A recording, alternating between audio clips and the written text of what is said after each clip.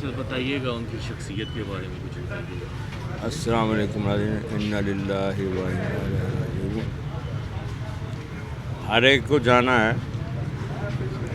تو میں نا جس دن فوت ہوئے ہیں تو ڈرامہ ہوا تھا گھر گھر بشیرہ، جس کا بعد میں نام بشیرہ ان ٹربل ہو گیا. تو میرا خیال ہے پاکستان میں ایسا سپر ڈرامہ نہیں ہوا، نہ پہلے نہ بعد میں. اس کے یہ آخری فنکار تھے جو دنیا سے چلے. پھر سب لوگ جا چکے ہیں. امان اللہ صاحب، فخری صاحب، عابد خان صاحب، عارف علی، ناصر بٹ، جاوید حسن، طارق جاوید، نشیلہ صاحب. تو یہ رہ گئے تھے جن کے نام پہ تو آج وہ بھی یہ ہمیں پیغام دے گئے ہیں کہ جہاں سے جانا ہی جانا ہے. باقی جو ان کی شخصیت ہے، جیسے ابھی مان چند صاحب کہہ رہے تھے نا، یہ ایک بہت بڑی انہیں کوالٹی بیان کی ہے بڑے آرام سے، کہ وہ سینئر اور جونیئر کے ساتھ ایک جیسا پیار کرتے تھے. اور میرے خیال میں وہ جب وہ لڑتے تھے نا تو ہم سارے ہنستے تھے.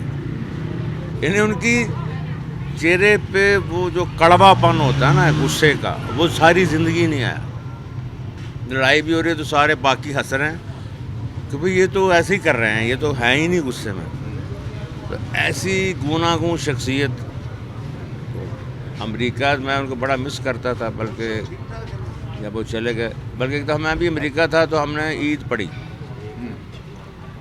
تو عید پڑھ کے جب فارغ ہو کے نکلے تو کہیں جی عابد صاحب ہی آئے ہیں. میں مگر دوڑے تو وہ جا چکے تھے. تو مجھے پہ نمبر بھی نہیں تھا. تو میں نے کہا چلو اب ملیں گے. تو اب تو اگلے جہاں نہیں ملیں گے. بہت اعلیٰ لوگ تھے.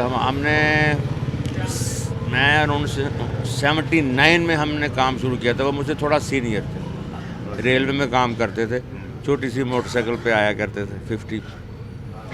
تو بلکہ ایک دفعہ یاد ہے چانن کے دریا میں ان کا کریکٹر تھا. تو میرا ڈرامہ تھا اوپنر میں منڈا آیا بلیتوں. تو انہوں نے کشمیری صاحب نے ایک چھوٹا سا ڈائلاگ وہاں بولا تو میں نے ان کی ٹون نوٹ کر لی. ان کی ایک ٹون سے میں نے سارا ڈرامہ کر دیا اور سپر ہٹ ہو گیا. ایسے لوگ تھے وہ، کیا کہنے. اللہ تعالیٰ جیسے وہ خوبصورت زندگی گزار کے گئے، خوشحال.